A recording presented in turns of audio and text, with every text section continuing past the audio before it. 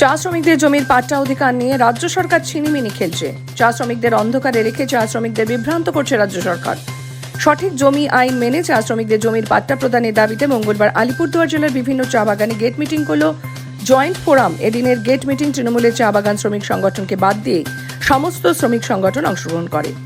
এদিন আলিপুরদুয়ার জেলার ভাটপাড়া, সেন্ট্রাল ডুয়ার্স, শ্রীনাথপুর, রহিমাবাদ সহ একাধিক চা বাগানে গেট মিটিং হয়। গেট মিটিংয়ে বিজেপি, সিপিএম, আরএসপি এবং কংগ্রেসের শ্রমিক সংগঠনের নেতৃত্বরা উপস্থিত ছিলেন। এ বিষয়ে জয়েন্ট ফোরাম নেতা এবং সিটু আলিপুরদুয়ার জেলা সম্পাদক বিকাশ মাহালি জানান, বর্তমানে রাজ্য সরকার চা বাগানের শ্রমিকদের জমির পাট্টার নামে ছিনিমিনি খেলছে। তাদের 5 ডেসিমেল জমির পাট্টা প্রদান করছে। আমাদের দাবি, সঠিক জমি আইন মেনে চা শ্রমিকদের জমির পাট্টা প্রদান করতে হবে এবং চা বাগানের শ্রমিকরা দীর্ঘ বহু বছর ধরে বংশ পরম্পরায় যতটুকু জমিতে বাস করছে সেইটুকু জমিরই পাট্টা তাদের প্রদান করতে হবে।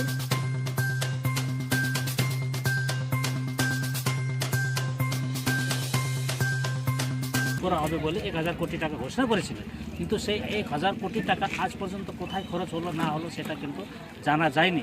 সেই জন্য সেই 1000 কোটি টাকা যে স্যাংশন হয়েছিল সেটা উত্তরবঙ্গে বা আসামে যে কোনো চা বাগান আছে সেখানে মা বোনদের উপরে যে খরচা করার বিষয় ছিল সেটা অবিলম্বে খরচা করা হোক, সেটাই আমাদের দাবি আছে।